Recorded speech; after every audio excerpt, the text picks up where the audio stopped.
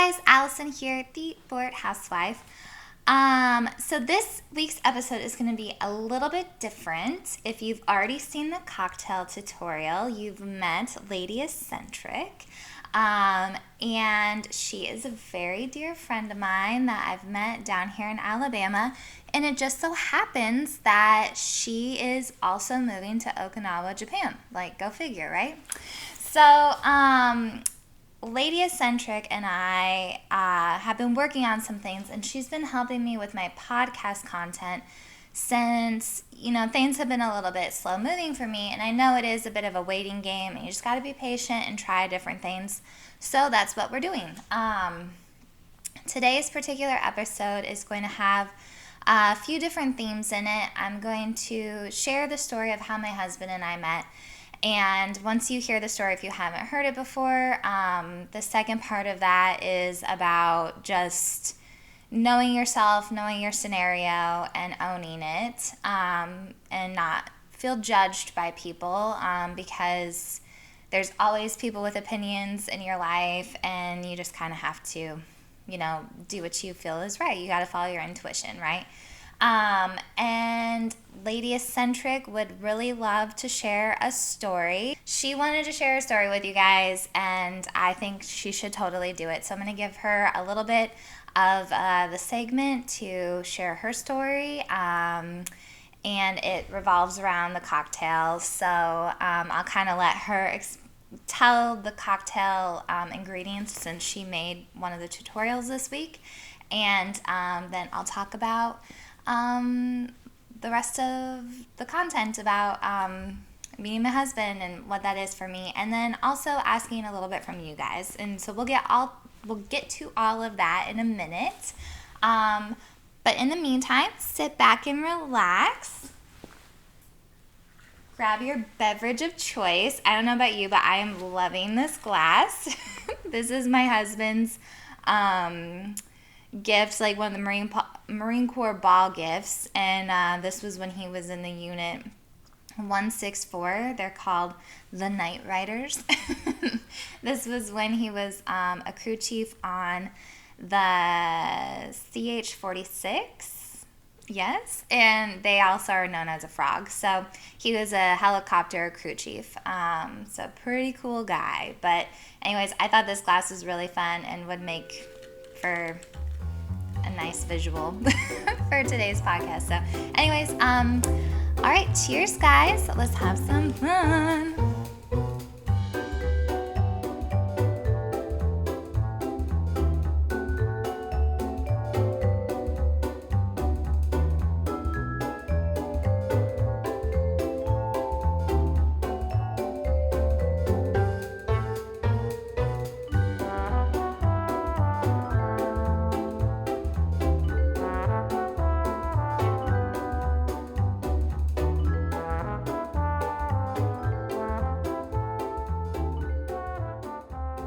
All right, first things first. Lady Eccentric. Hello, dear. Are you ready to give the cocktail tutorial or the cocktail ingredients and share your story? Of course. You are? Let's okay. do it. I'm going to give it over to Lady Eccentric, and I'll be right back with my stuff. So see you guys soon. Enjoy. Thank you, Allison, my sweet, for handing it over. All right, time for Lady Eccentric's turn. So this week's cocktail is a Dirty Shirley. Now, how they make it dirty, you just take a Shirley Temple and you put some vodka in it. You see how they did that? You take a virgin and you make a non-virgin by just putting a little vodka in it. So we've got 3 ounces of vodka. Put as much vodka, it can be all vodka if you want, with a little bit of Shirley Temple. You decide what you want. I opted for 3. So we put in 2 shots of the vodka. We already had ice in our glass, so we didn't have to deal with any of the shaking business this week. I put in a 1/2 ounce of the grenadine. You put 1/2 and 1/2 a club soda in Sprite, or it could be ginger ale, it could be all Sprite, it could be all ginger ale. You choose however sweet you want it. That's how much you put in there. Then you put in a little pretty garnish. We had some oranges and some cherries, and we put it on a little toothpick. Mine has floated down to the bottom of my glass, so there it will sit, but it looks pretty cute.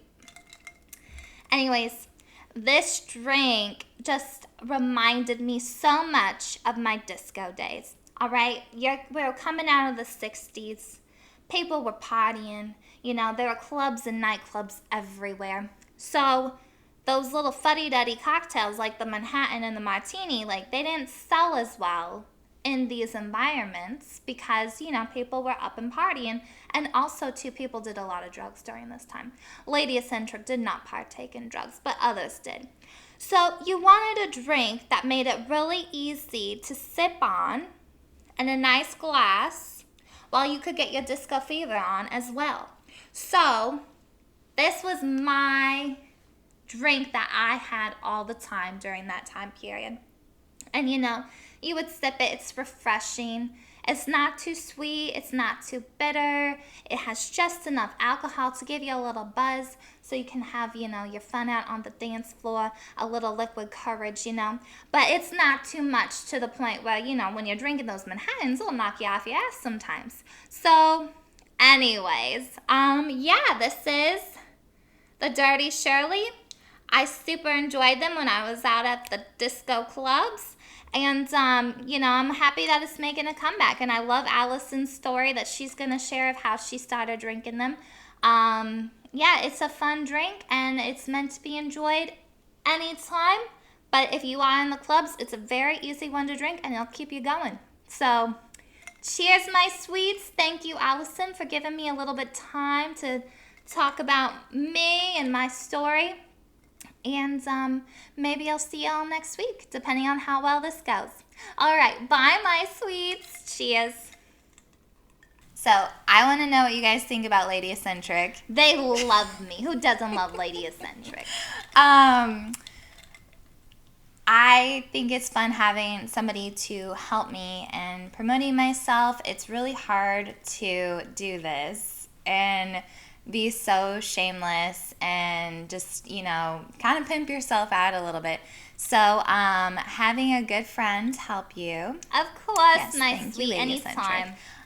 Especially one with so much confidence that I am lacking is definitely, a huge favor to me. And so I am hoping that you guys enjoy her. I know she can be a little much. What? Who doesn't no, they love Lady you. Eccentric? Come on. Anyways, I know she can be a little much, but I want to hear what you guys think about incorporating her in my show. And so, let's get to the rest of the episode. So, the Dirty Shirley is the cocktail, right? And I love these. And the reason why I did a Dirty Shirley. Well, actually, the Dirty Shirley inspired me to tell this story. So I think I've mentioned before how my husband and I met, but I don't think I've told the full scope of the story before. So Dirty Shirley's, I was 21 years old. I'd been to Vegas a few times prior to turning 21 for like dance workshops and different things. So I was very familiar with Vegas by the time I went there for my 21st birthday. But my mom, she, it was a thing. Like, when you turn 21, I'll take you to Vegas because we just love Vegas. Like, it's just so much fun there. I know it's not everyone's cup of tea, but for us, like, we love going out. We love meeting crazy people from all over the world. Like, we're not even gamblers. Like, I hate gambling. I do not go to Vegas for the gambling. I just go to Vegas for the atmosphere. Especially in the summertime, the pool parties. Oh my God, so much fun. So anyways, I was in Vegas, and my mom and her friends, they can party. And I was there, we were there for like 4 days or something. I'm not sure if it was exactly that long. But we were there for quite a few days. And we'll say by like the second or third night, I like all of the drinking. It's like when you wake up, you start drinking, and then you don't go to bed till like 5 a.m. And then you like sleep for a few hours, and you wake up and you start drinking. So I was just like, kind of had enough of drinking, but it was one of those things where it was like, I want to stay a little buzzed because otherwise everyone here is going to annoy me. And I know that sounds horrible, but if you've been to Vegas, you get it. So, and also too, I was like, otherwise too, I'm gonna fall asleep. Like, I'm gonna end up just going back to the room and falling asleep. So, we're getting ready for the night, and I had definitely taken a little break from drinking that day, and I'm getting back into it. And so I go to the bartender, and I'm like, hey, I need something that I can drink that has alcohol in it, but isn't going to make me feel sick. Because I can't have any more sugary drinks, hard drinks. Like, I just need something that is light and easy and like easy to consume. And he was like, I got you. And he starts making this drink and he plops it down in front of me. He's like, this is a Dirty Shirley. And I was like, what is a Dirty Shirley? And he's like, it is a Shirley Temple with vodka in it. I was like, I'm going to love this. And so I try it, and I was like a little concerned that it was going to be too sweet, but it was perfect. It was exactly what I needed. Gave me a little pick-me-up with the bubbles, and the sugar from the grenadine. And then I got like a little buzzed, and it was like just the perfect amount. And I was like, oh my God, this is my new Vegas drink. So now every time I go to Vegas, I drink those, and I should drink them more often. I don't know why I don't, but they're just so delicious. And depending on like how you make your Shirley Temples, I like to mix either ginger ale and soda water or Sprite and soda water, so that it's not too sweet. Because I think if you use just like all ginger ale or all Sprite, it just gets a little bit on the sweeter side. So I like a little bit of mix of both. But anyways, so I met my husband on that trip. So I can't remember at this point if I was drinking Dirty Shirley's already or not, but I'm pretty sure I was. And so this is the story of how we met. So it was pretty late in the night already, and we were in the New York hotel, my mom and her two good friends, and there's like in the middle of the casino, there's like a big bar. And if you've never been to Vegas, most of the casinos have like either one big bar or like kind of several bars that are like in the middle of the casino area. And we love just sitting there. It is so entertaining, and you meet some of the like wildest people when you do that, because people are just like kind of walking through and stuff. And so my mom and her two friends like were, I think, a little occupied with some people that they had met at the bar, and just like, friendly, chatting, whatever. Like I said, you meet so many interesting people. And I was kind of done. I was like, I'm so tired, and I am thinking I'm going to go back to the hotel. And they were like, oh, no, stay out with us. And we were pretty far from the hotel. We were staying at the Flamingo. And so the New York from the Flamingo is quite a trek. And so I didn't want to necessarily, like, walk back there by myself. So I was probably going to have to, like, get a cab. But they're like, oh, like, just hang out. Like, we might leave soon. So I'm like, okay. Meanwhile, my husband is in Vegas with his friends, and it's two of his friends. And the one friend, they were there because the one friend's cousin or something was a family member was getting married, and he wanted a few Marines there in their Marine Corps blues. So this is a big deal for Marines. Any chance they get, they love to wear their blues because they are lady magnets. Especially if you're a young single Marine, you're like, hell yes, I want to wear my blues. And to get to wear them in Vegas, like, what better place, right? So he was having a great night that night. He had several dads proposition him to marry their daughters. I don't know, like, the one guy too, I think his daughter, they were in like a piano karaoke bar sort of thing. The one dad was even like, my daughter's here with her boyfriend, and I can't stand him. She needs a man like you. And Cliff was just like, and it wasn't like the girls were ugly or anything, but he was like, it was just weird, So I guess while he was in one of these piano bars, he ended up meeting this Australian guy.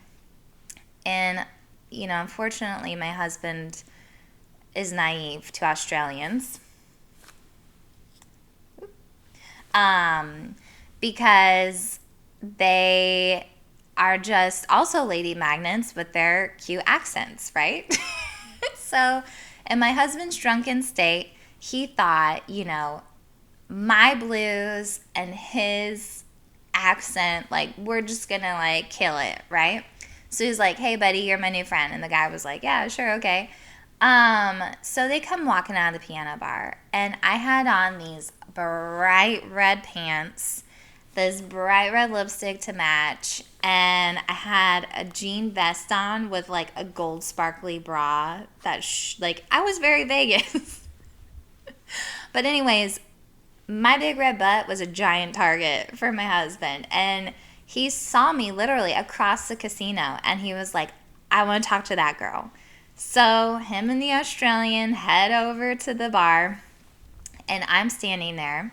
And also, little did my husband know that at this point in time, I had a prejudice against Marines.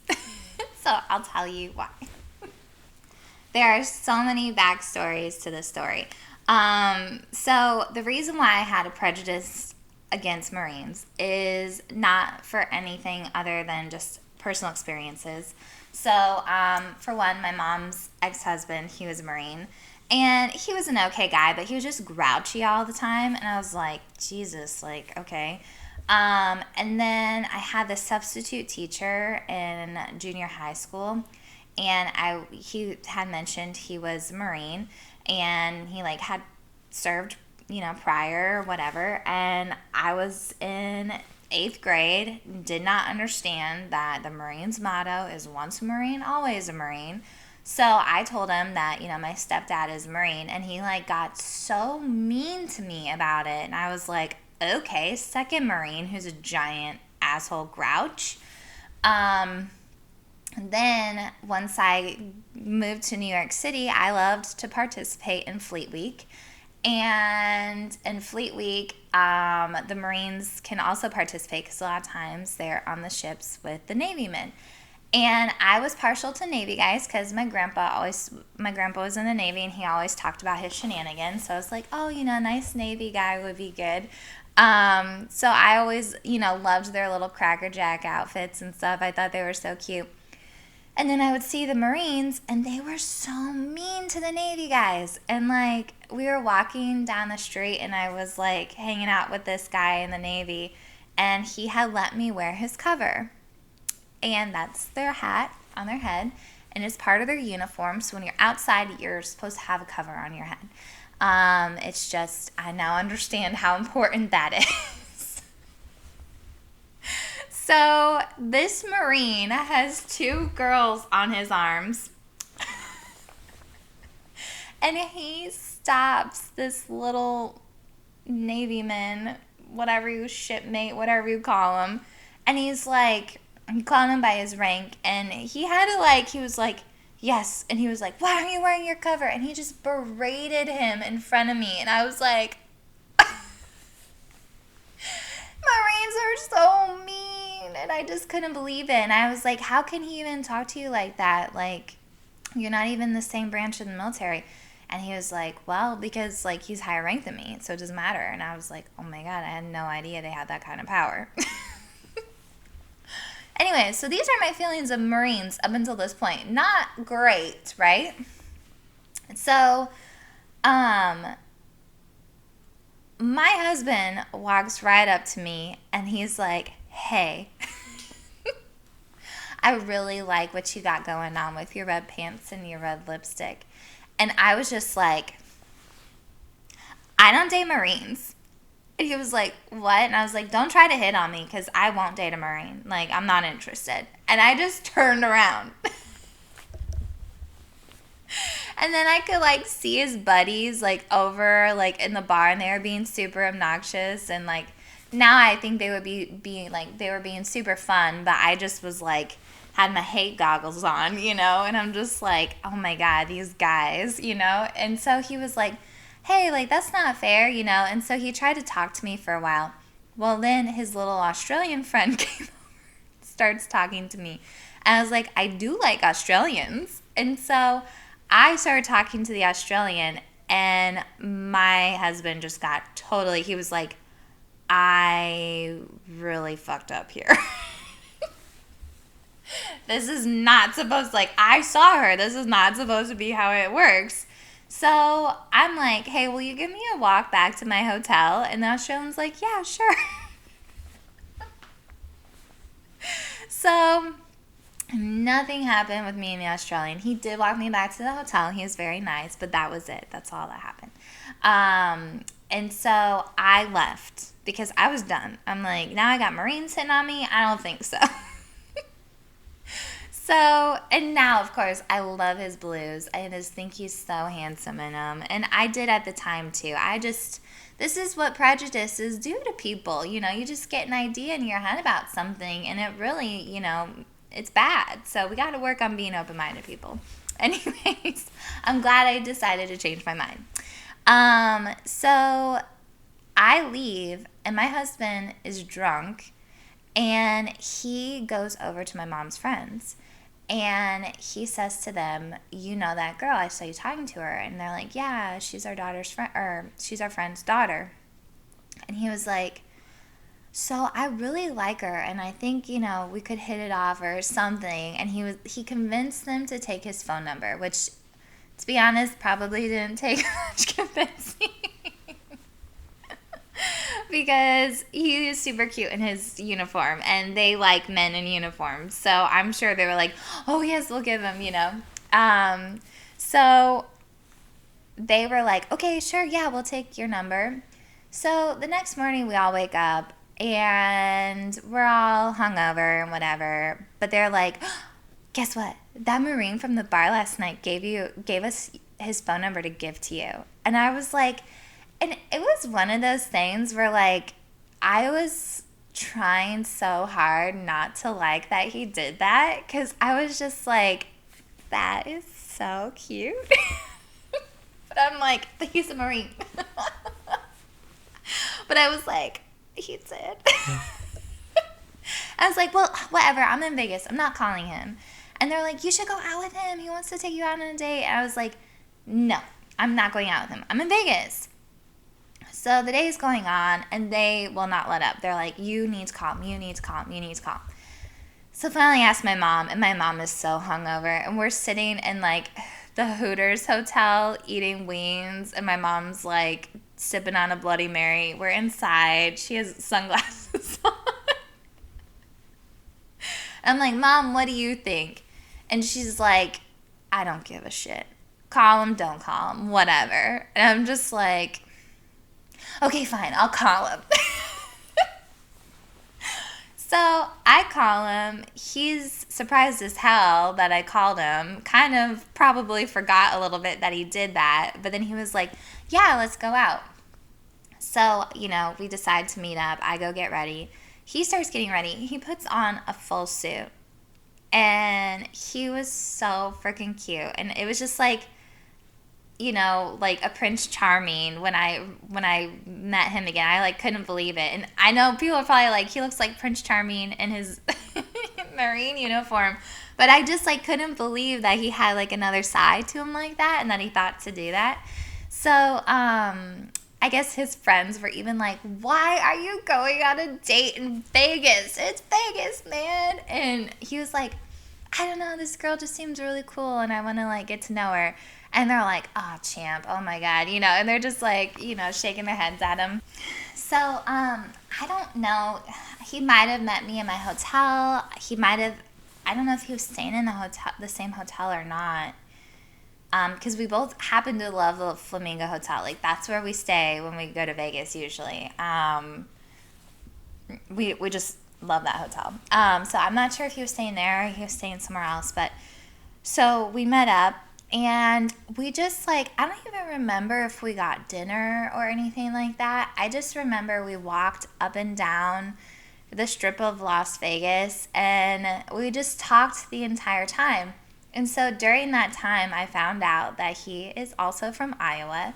I'm from Iowa, in case you didn't realize that. So I thought that was like really crazy. And then like his name is Cliff, and my grandpa's name is Cliff. So I was like, this is really weird. Like, there's some really interesting coincidences here. But it was like, he was just kind of like a breath of fresh air, because I'd been, dating and on the New York scene for a little bit at that point.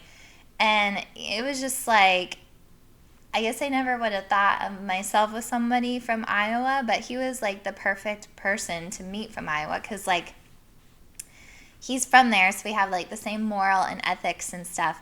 But we both got out. So like he moved to Nashville right after high school and then ended up joining the Marine Corps, which took him other places. And at this point he lived in Oceanside, California. Um, so we both just kind of had like a lot of these very similar qualities, I guess. And we just had the most fun, and he was such a gentleman and he was so sweet to me, and we did end up making out pretty hardcore.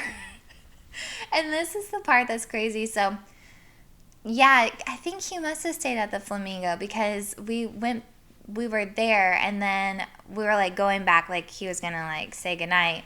And then we ended up like walking. There's these like garden areas. And now what I understand is the church, the chapel area where people get married. We ventured back there and we're like making out. And we had I had no idea where we were.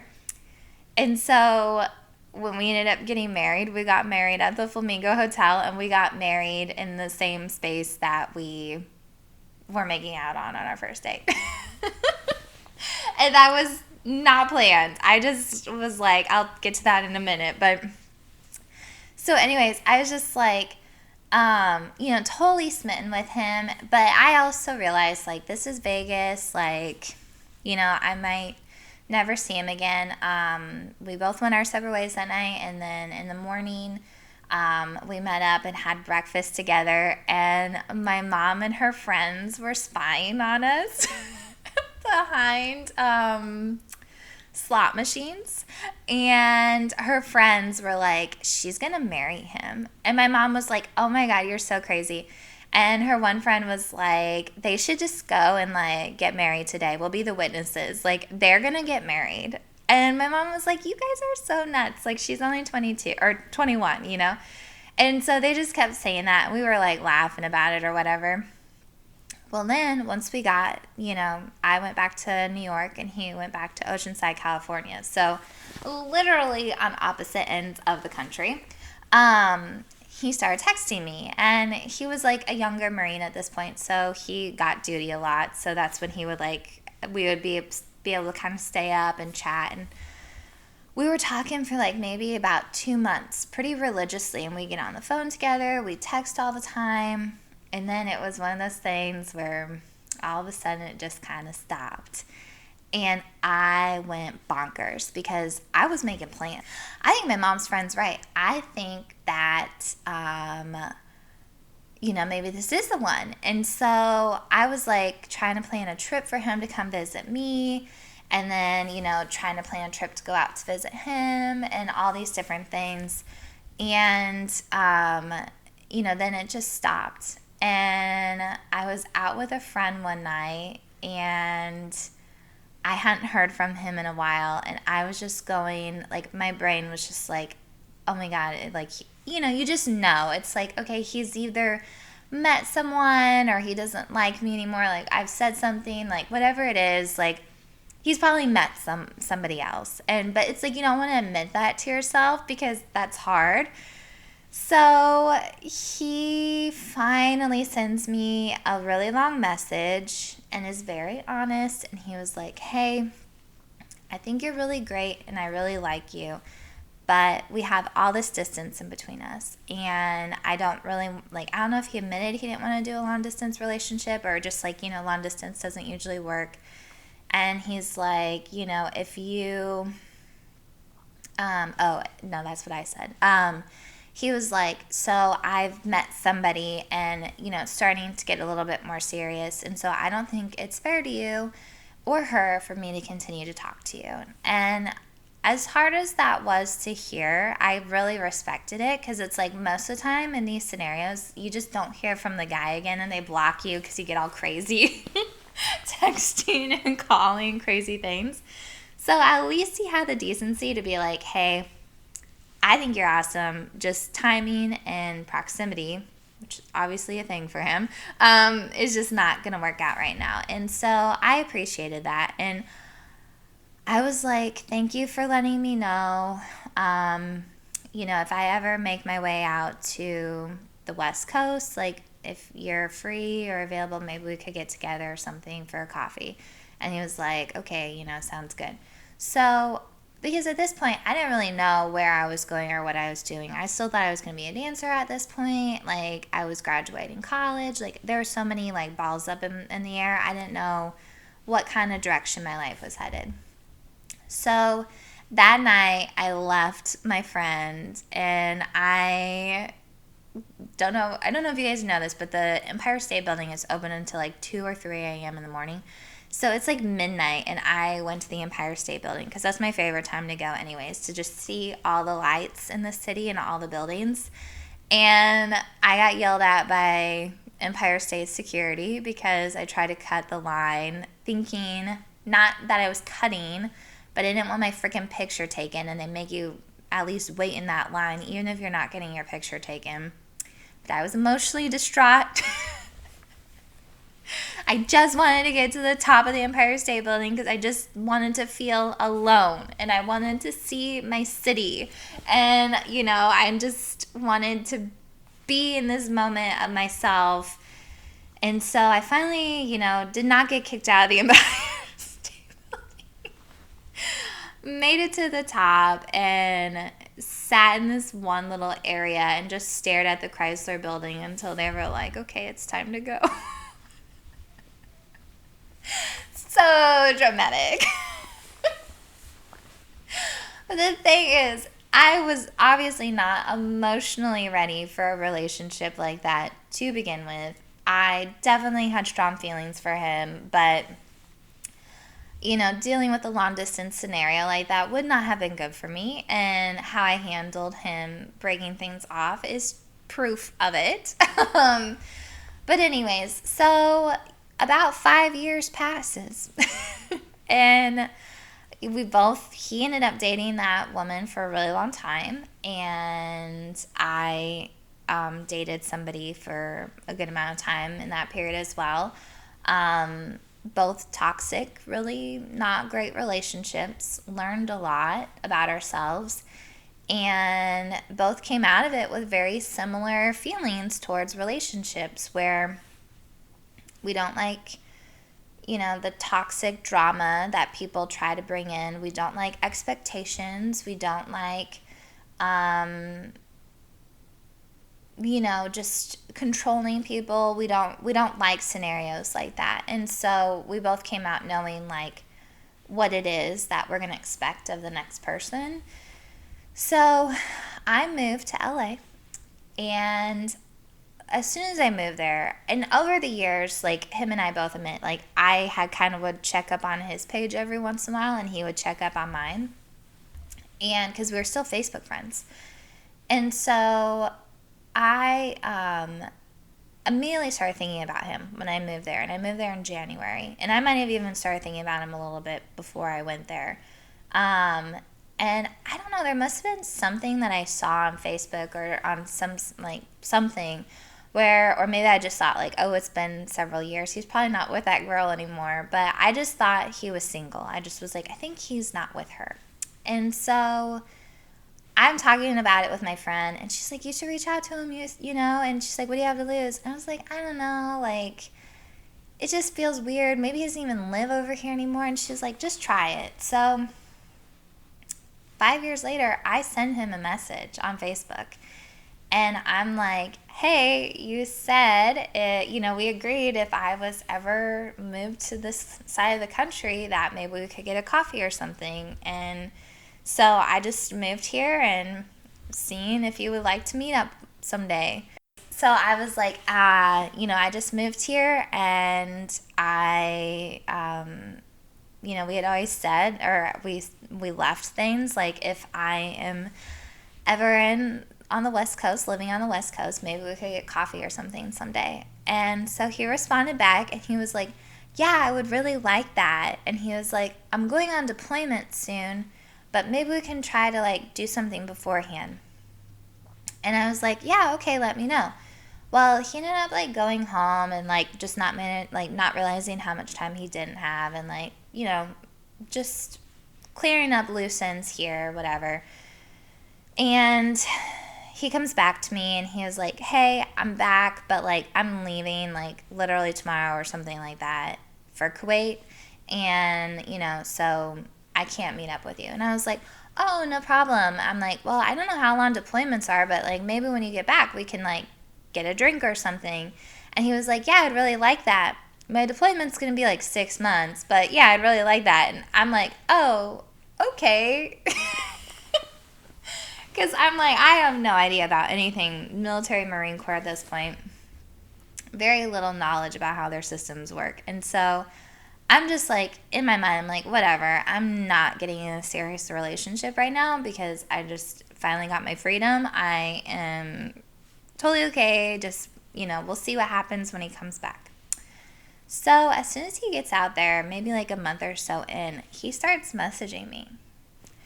And he was on the night crew for their job. And so because of the time difference, he would be messaging me like during the day when I was at work. And at my work, I would have times where I'd have like a good amount of downtime, and then I have to like get up and do stuff, and then I could come back to my computer. So everything started out like, just kind of random little questions at first, but I'm just like, wow, he's like really interested. And then, about halfway through his deployment, he asks if I want to talk on the phone. Then we start from phone calls to actually like FaceTiming each other. So we were able to get to know each other really, really well. And it's really interesting because when you're not able to have that like physical aspect of a relationship, you feel a lot more like uninhibited. So for us, like, I did not hold back on questions. And again, like, I came from a really toxic scenario not that long ago, was not expecting to fall for anybody like how I felt myself, falling for my husband, and he wasn't even in front of me. So I was just like, I'm just going to put all these scenarios out here. I don't care. If he thinks I'm crazy, then we just stop talking, right? So he's like, and he's doing the same thing back to me. And we're just like talking things out and all these things. And we were in love before he even came back. And it was really just a matter of like meeting each other again in person and making sure that like, chemistry was there. To be like, okay, yeah, this is real. Like, this is happening. So, he came back in October, and we were thinking he was thinking he was going to have to go on MSG. So MSG is Marine Security Guard, where they go and like guard embassies, and they can take you anywhere in the world. And when you're a girlfriend or a fiance to a Marine, like, you don't get any rights to your Marine. Like, you don't get to know where they're at, what they're doing. Even like any little information, like all that's gonna go to like, at this point it would have been like his mom, and it's like, I love his mom, but it's just like I hadn't met her at this point, and just the idea of like having to wait on somebody else to get information about somebody that you care about like that was like, oh, that doesn't feel good. So it was like, okay. And so and then also like, if he would have gotten somewhere really kind of crazy and dangerous, like, the possibilities of me coming there and visiting him were very little. So before he even came back, the idea of marriage was already thrown out there, because it was just like, either we're going to have to get married or we're going to have to do this long distance, and it's going to be really difficult. So I was just like, oh my God, like, here I haven't even seen the guy again. I know I really like him, but it's just like, this is moving a lot quicker than I thought it would. And so but it was good that he put it out there, because I'm like, well, if this is happening, like, it's going to happen. So before he came back, that weekend he came back, I had already had plans to meet my mom in Las Vegas. And I told her, what was going on. And I was like, if we get married, I want to get married in Vegas. I don't want to have just like a courthouse wedding. And I know it's going to be hard to put like another regular wedding together. Plus, like, I don't have the finances to put a whole wedding together right now. So I'm like, I think a Vegas wedding would be great. I think that, it'll be affordable and it'll be fun and, it has some sort of significance since we met in Vegas and we both love Vegas. I'm like, I think if we get married, this is what we should do. So, my husband hasn't proposed or anything to me yet. And while I'm in Vegas, my mom and I are out looking at venues because I wasn't sure how kitschy I wanted to go with him. Like, do I want to be like Little White Chapel kitschy, or am I like want to do something a little bit nicer? Because they do have really nice stuff in Vegas. It's expensive, but so we set up a few different appointments and looked around, and we actually were staying at the Flamingo. So when we went and looked at that, they had this beautiful outdoor space with this like pretty gazebo with all these flowers, and it was just perfect. And I'm like, this is it. And then that's when I realized, I was like, oh my god, this is actually where we met. Where we met. So I had a location in my head, and then my mom was like, okay, we gotta take you to this restaurant. It's called Bastista's Hole in the Wall. It's an Italian restaurant. She's like, you're gonna love it. So we went there. I'm like, okay, dinner venue picked. Reception dinner picked. Because they did this awesome prefix menu for you. You could have your own little room. Like, it was just amazing. So, yeah, then once I left Vegas, I went straight to my husband, and it was just like, this is so right. This is perfect. So, we had a few months of dating, and we were together like every weekend, and we went away together for Thanksgiving, and it was just, we had so much fun together, and got to meet a lot of his friends already in that time period. And it was coming up towards Christmas, and we went home for Christmas, and then we went to Cabo for a vacation after Christmas. And at Christmas time, we had talked about getting married, and at this point, we're still kind of thinking he's doing MSG, but I don't know. It might have already been figured out that he was going to be going on recruiting duty instead. I'm not sure, but anyways, I just knew either way, if he didn't get MSG worked out, then he was definitely going on recruiting duty, and we didn't know when he was going to be leaving for that. So I'm like, either way, like, this wedding is going to have to happen sooner than later, sort of scenario. So we talked about it, but didn't really know what was going on, and didn't know if he was going to do like a formal proposal or not. And we're in Vegas again for the Marine Corps ball. And we were walking around, and I just happened to put my hand in his pocket, which is not something I do, like in his front pocket. I have no idea why I did that. And I like felt this velvety box. And I was like, what is that? And he was on the phone at the time, so he was totally distracted. He had no idea what I was doing. And so I'm like walking with him, and then all of a sudden it hits me. I'm like, that's a ring box. So then I'm like, I'm like, oh my god, he's gonna ask me this weekend. He didn't ask me. One night we went out to this really fancy dinner, spent way too much money on dinner.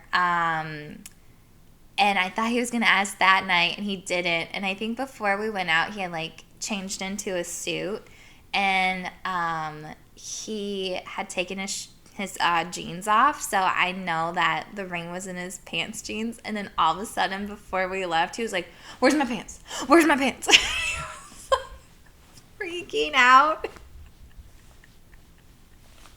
And I knew why, because he thought he lost the ring. But I didn't say anything, and so I was just like, oh, I think they're over there. And he was like, oh, okay. And then he was like, trying to be all secret, putting the ring in his pocket. So I thought for sure he was going to ask in Vegas. Nope. Thought he was going to ask over Christmas. Nope. So over Christmas, I don't know if I got there before him or after. I don't know what the scenario was. Oh, I think we had some different family obligations. So I ended up going dress shopping with my mom and my grandma before he even asked me, because I was like, I know he has the ring. And, my mom and my grandma would love to have experienced that. So I'm like, we're just going to do it. And found the perfect dress, bought it. I was just like, I ended up calling him and was like, I need you to confirm that we're getting married. So finally, he asked me when we were on vacation in Cabo, and it was really magical. So I'm glad he waited. And thank you to my best friends for helping push him along. But anyways, so yeah, so that's our story. And then at the end of February, we finally got married, and that's it. So yeah, long story. Several years in the making. It was almost 6 years by the time we got married of having met for the first time. Okay, so my point in sharing that story, other than that, I think it's a really kind of entertaining story, and I hope you guys enjoyed that. There is a moral to it as well, and I think the more I hear of other people's stories too, I think that like when we meet people, especially someone that is like a potential lifelong partner for you, it's one of those things that I think you kind of know. And I don't want to say that for people who are like, oh, well, I don't feel like that and whatever. Like, I don't have any judgment, but it's just like, I feel like when people are in my scenario, where if you're looking on the outside of our situation, it looks like we met in October and got married in February. And it's like, no, there was a lot more there. And also, too, like, our conversations moved really quickly and got to the root of a lot of things, where if you were dating someone more casually and just meeting up for a few hours and like going out and having the distractions around you and everything, like those dates are going to take a little bit longer to get to know somebody. And then also you have like the physical aspect involved as well, where it's like, just nervousness and, like other things that might be on your mind, And so, like, my grandparents, they met, and 2 weeks later they were engaged. Good friends of ours, they met over, like, her husband's leave and pretty much got engaged after that. Like, it was just, like, it took time for them to get married because he was, like, on deployment and all these other things, but, like, people do meet somebody and you can have that sort of like kismet, like soulmate sort of scenario. And I know that doesn't happen for everybody, and it's not always the rule. But I just want to say, for people that have kind of a more like different scenario, or like your partner isn't who people thought that would be, like, yourself. And had someone told me at 21 that I was going to marry a Marine, like, I would have laughed in your face and said absolutely not. And I did. She did tell me I'm going to marry him, and I laughed in her face and said absolutely not. But this universe works in very mysterious ways, and I just think that, like, personally, things that I've put out in the universe and asked for, I am getting them. Not in the way that I thought I would, but, like, just since being with my husband and, like, surrendering to a lot of different things and not trying to control so much, I've been such a happier person. I've always wanted to travel and have adventure, and now I'm moving to Okinawa, Japan. Like, these are things that, like, in my mind, like, I've wanted, and I've had very specific ideas about it, but the universe doesn't answer you that way, right? Or God doesn't answer you that way.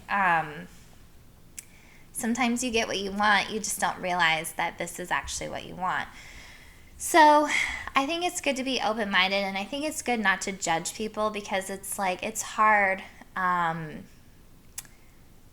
it's hard kind of standing up for yourself, because even with my scenario, like, I knew my family was going to be uncomfortable with this because they didn't know him.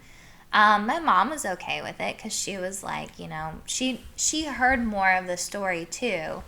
But at some point, it's like, you're an adult, and if it doesn't work out, then you have to deal with the consequences, right? And that's what's great about family and friends, because when you do have supportive people in your life, even if they don't agree with your decisions, they'll still be there to support you if it doesn't pan out the way that you want it to.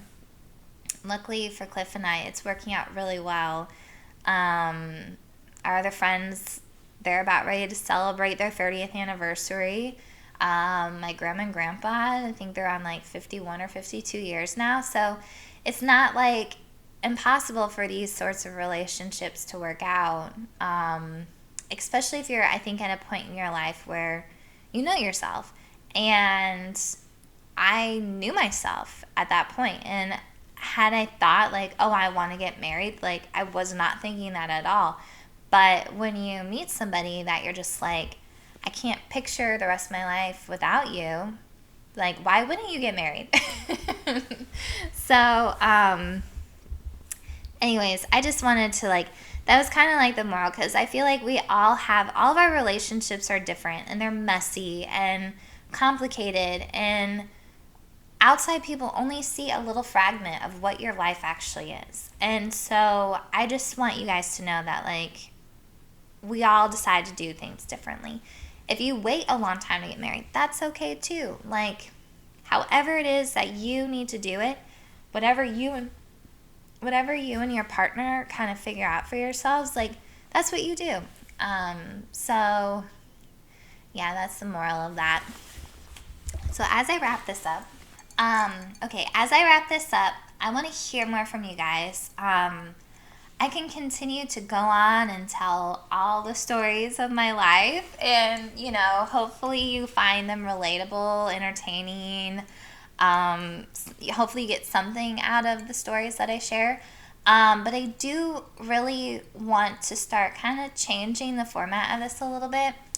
Like, bring in Lady Eccentric. I think that that's kind of a fun character, and allows me to, like, stretch a creative muscle a little bit that I haven't been able to do. Also, it takes me out of an element a little bit, and is, like, propelling me into something that I've not ever been comfortable doing before. So I want to hear what you guys think about her. But I would love to hear, like, what's on your minds. Like, what sort of things are you guys going through that, I might not be thinking of, because I'm sitting here in my own little world, and I try to be open-minded and see things, but there's certain things not happening to me right now, or I'm not perceiving, because I'm hyper-focused in a whole other area. So I just want to hear what's going on in your guys' life. Maybe I have something to comment on it, maybe I don't. And if that's the case, and, like, if you send me an email or a message or something, and I'm like, I'll sit on that one and think about it for a while, but I don't have anything, like, right now to compare that to, because I don't want to talk about things if, like, I don't have a place to talk about it. Like, there are certain topics that I don't feel comfortable talking about, because it's like I don't have any experience in that area at all. But I don't want to shy you guys away. Like, you might message me a topic, and, like, it could spring off another topic for me too. But I just want to hear what you guys think, because it's really important to me that this podcast is relatable, and that you guys are getting something from it, because all the social media stuff that I'm doing to try to, like, get traffic here, can be really fun, but it's just not as, like, what's the word I'm looking for? It's right on top of my tongue.